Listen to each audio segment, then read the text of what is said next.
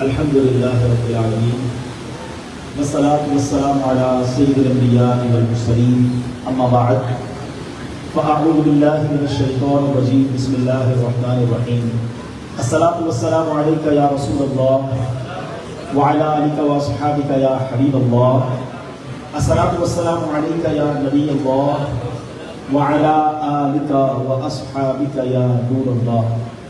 الحمدللہ عز و جل آج دل کی کلی کھلی ہوئی ہے کہ جب کسی کا بچپن نہیں گزرا ہو اور وہاں اسے پھر آنے کا موقع ملے، اور ماشاءاللہ جو بہاریں ہیں یہ ہمارا مسٹر الدین گارڈن اور یہ پورا ایریا وہ ہے کہ جہاں ساری ہماری بچپن جو ہے یہی میرا گزرا۔ میرے والد محترم بھی قاری مسٹر الدین صاحب رحمۃ اللہ تعالیٰ کے مرید، اور پرسنلی میرا قبلہ شاہ عبد الصمد قادری صاحب سے ایک ایسی عظیم شخصیت تھے، بہت زبردست تعلق تھا، کیونکہ دارالعلوم منجلیہ میں مجھے پڑھنے کا موقع ملا اور آپ وہاں محترم اعلیٰ تھے، شفقت فرماتے تھے، اور جو آپ کی محبتیں ہیں جس کے ساتھ بھی رہی ہیں وہ ایسا لگتا ہے سب سے زیادہ ہم سے ہی محبت کرتے ہیں۔ شاہ صاحب کی کمال بات یہ تھی کہ جس کا بھی شاہ صاحب سے تعلق رہا ہے وہ یہ دنیا بھر میں سمجھتا ہے کہ اگر پیار کرتے تھے وہ مجھ سے زیادہ کسی اور سے نہیں کرتے تھے، جو ملتا تھا وہ ان کا دیوانہ ہو جاتا تھا۔ اللہ ان کی تربت اطہر پر کروڑوں رحمتوں کی بارش نازل فرمائے، اور ان کے والد صاحب کی تصویر دیکھنی ہو، ان کے والد صاحب کے یوں سمجھے کہ اخلاق کی جھلک دیکھنی ہو تو آج ماشاءاللہ قبلہ سید شاہ عبداللہ قادری صاحب ہمارے درمیان ہے۔ جب بھی ان سے بات کی ہے اتنی بڑی ہستی ہوتے ہوئے جس محبت، جس شفقت اور جس جیسے عزت دیتے ہیں، بڑے بڑے بچوں کو عزت دیتے ہیں، تو ہمیشہ بڑا پیار، بڑی عزت عطا فرمائی۔ آج مسٹر الدین گارڈن میں جب شجر کاری کے لیے ہم نے پلان کیا تو میں نے شاہ صاحب کو فون کیا، وہ کہتے ہیں نا ایک منٹ بھی آپ نے نہیں لگایا اور آپ نے فوراً ہماری اس گزارش کو قبول کیا۔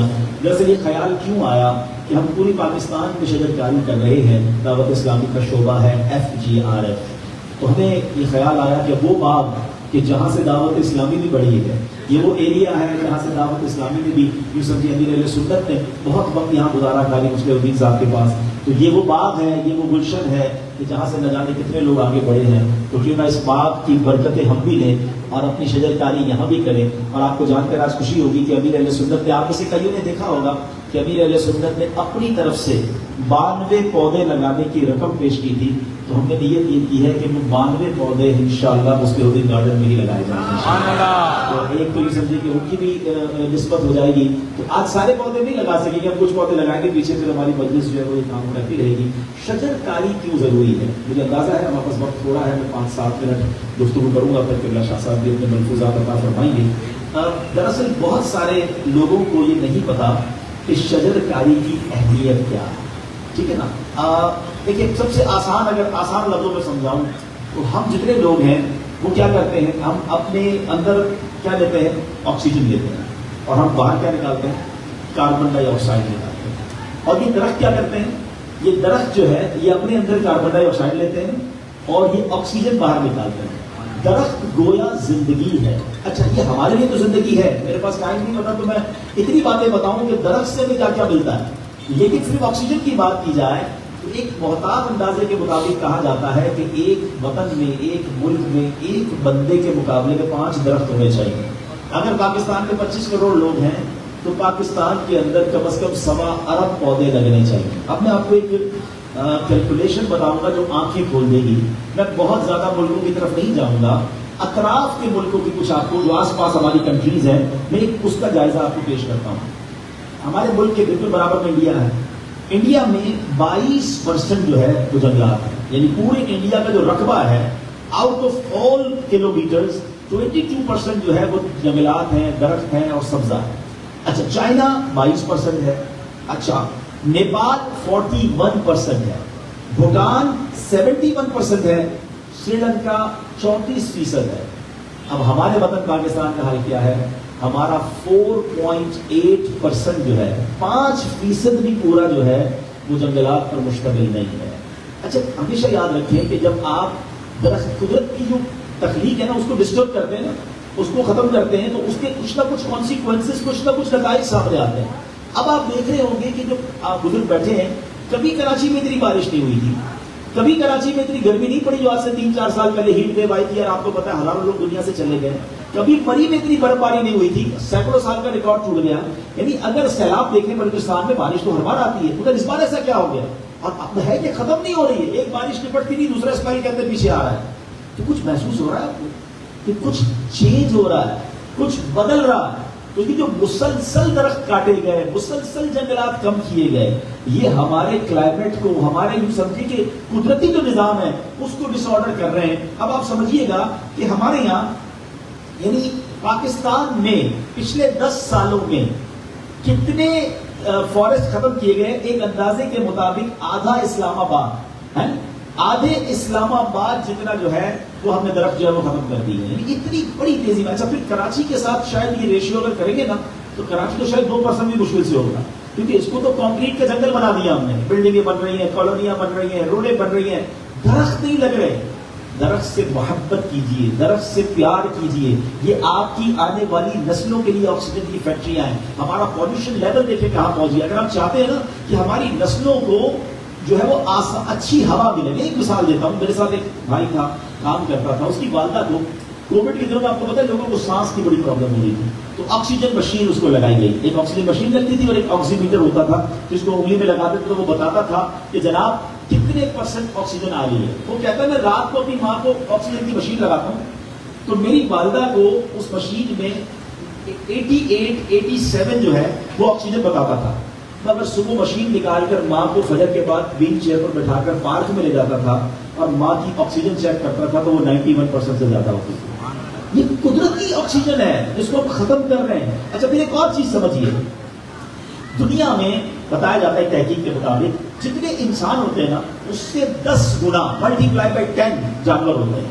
اگر 8 ارب انسان ہے دنیا میں تو 80 ارب جانور ہیں اس دنیا میں, جس میں گائے, بکرے, کتے, جو بھی جانور ہیں سارے ملا کر. لیکن بتایا جاتا ہے ملٹیپلائی بائی 10 جانوروں سے 10 گنا زیادہ پرندے ہوتے ہیں. اس کا مطلب یہ ہوا کہ 800 ارب پرندے اس دنیا میں رہتے ہیں. اچھا کہاں رہتے ہیں؟ پرندوں کی کالونی کون سی ہوتی ہے؟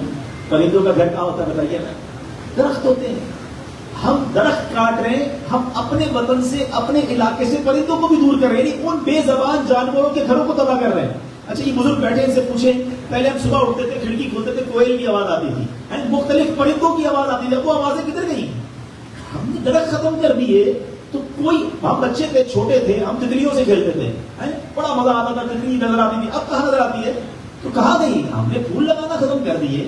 تتلی تو جب آئے گی نا جب آپ کے پاس پھول ہوں گے. ہم نے بہت ساری اللہ کی مخلوق کو, اس کو ایکو سسٹم کہتے ہیں, میں سائنٹیفکلی اس کی طرف نہیں جانا چاہتا, لیکن میں سمجھانا یہ چاہ رہا ہوں کہ آج ہم چند پودے لگا کر کوئی بڑا کام نہیں کر لیں گے, مگر یہ اویئرنیس دینا مقصود ہے کہ یہ صرف دعوت اسلامی کا کام نہیں. اور ہم نے کیوں کیا یہ کام, میں آپ کو بتاؤں.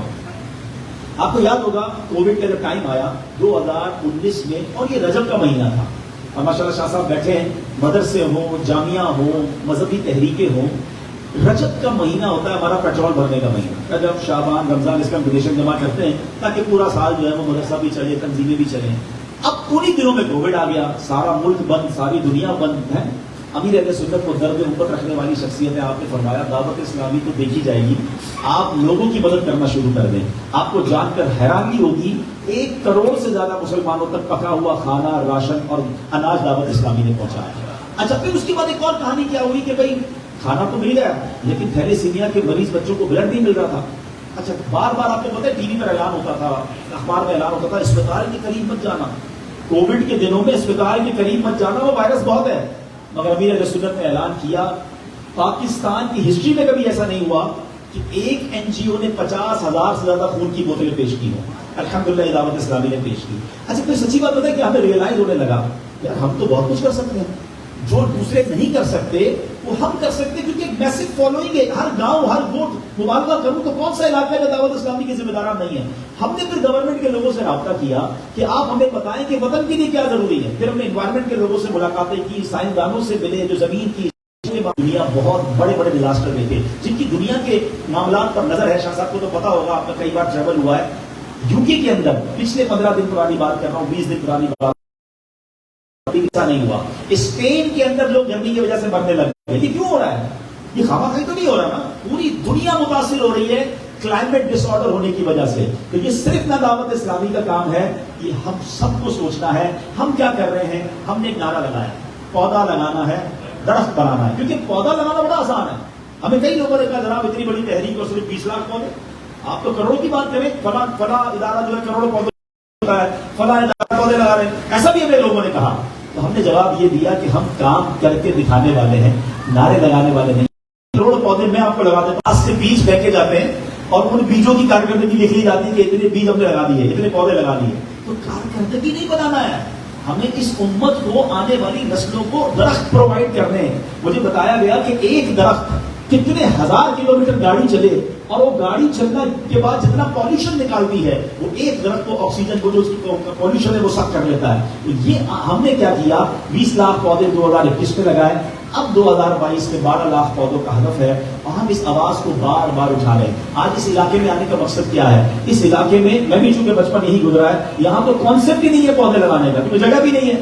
لیکن کچھ ہم اپنی گیلری میں لگائیں، کچھ سبزی کی طرف اپنے بچوں کو لائیں تو صحیح. اگر ذہن بن جائے گا تو راستے خود ملیں گے، ہم خود سپور کر سکیں گے. جو یورپ گئے، جو دوسرے ملکوں میں گئے، لوگ اپنی گیلریوں میں زبردست قسم کی جو وہ سبزہ کر کے بیٹھے ہوتے ہیں تاکہ فریش ایئر آئے، آنکھوں کے لیے اچھا ہے گرینری. تو ہم اس آواز کو جو لگانا چاہتے ہیں کہ ہمیں اندازہ ہے کہ اس پہ کئی سال لگیں گے، مگر ایک دن آئے گا انشاءاللہ کہ ہر پاکستانی یہ نعرہ لگائے گا کہ پودا لگانا ہے، درخت بنانا ہے. جب 22 کروڑ پودے لگیں گے نا تب امپیکٹ کریٹ ہوگا، تب موسمی حالات میں شاندار تبدیلی آئے گی. لیکن اس کے لیے وقت درکار ہے. تو میں شکریہ ادا کروں گا تعلیم اسمرتی گارڈن کی اور اس جامع مسجد کی انتظامیہ کا، بالخصوص سید صاحب کا، کہ آپ نے ہمیں عزت افزائی کی، ہمیں موقع دیا. اور ہماری اس ایک وجہ یہی ہے، 4-5 پودے ہم لگا دیں گے، it's not a big deal. آپ سب کا ذہن بنانا ہے، آپ سب، اور آپ اس بات کو آگے پہنچائیں کہ اگر ہمیں آگے آنے والی نسلوں کو ایک اچھا ماحول دینا ہے، کم از کم ایک پودا لگائیں اور لگا کر اس کے سنبھالیں. جس طرح بچہ پالنا پڑتا ہے نا، اس طرح پودا پالیں، اس کو بڑا کریں، کیونکہ یہ پودا درخت بنانا ہے میں نے. تو انشاءاللہ پھر آپ دیکھیں گے کہ کتنا زبردست جو ہے ماحول میں تبدیلی آئے گی. اللہ ہمارے وطن کو سرسبز و شاداب کرے، ہمیں اس سرسبز و شادابی میں اپنا کردار ادا کرنے کی توفیق عطا فرمائے. اور یہ ہے آپ کی دعوت اسلامی، جہاں دین کی تبلیغ کی ضرورت ہے، جہاں لوگوں کی اصلاح کی ضرورت ہے، وہاں الحمدللہ دعوت اسلامی کتنا بڑا کام کر رہی ہے. وہ تعارف دینے کی ضرورت نہیں، لیکن چونکہ لاکھوں لوگ وابستہ ہیں تو وطن کی خدمت کے لیے، آقا کی دکھیاری امت کی خدمت کے لیے یہ ڈپارٹمنٹ FGRF کا بنایا گیا کہ تاکہ شاندار انداز میں اس فالوئنگ کا فائدہ اٹھا کر کام کیا جائے. لیکن اللہ شاہ صاحب سے یہ بھی گزارش کروں گا کہ ہمارے لیے دعا بھی کریں کہ اللہ اس نیک مقصد میں ہمیں کامیابی دے، ہماری مدد فرمائے اور ہمارے مددگار پیدا فرمائے. آمین بجاہ نبی الامین صلی اللہ علیہ وسلم. بصد احترام اور میں دعوت دوں گا کہ بلا سید شاہ عبداللہ قادری صاحب کو قدر العالیہ تشریف لائیں. ہم سب کے بڑے ہیں، ہم سب کے سربراہ ہیں، اللہ ان کی عزتوں میں اور اضافہ فرمائے. نعرہ تکبیر، نعرہ رسالت.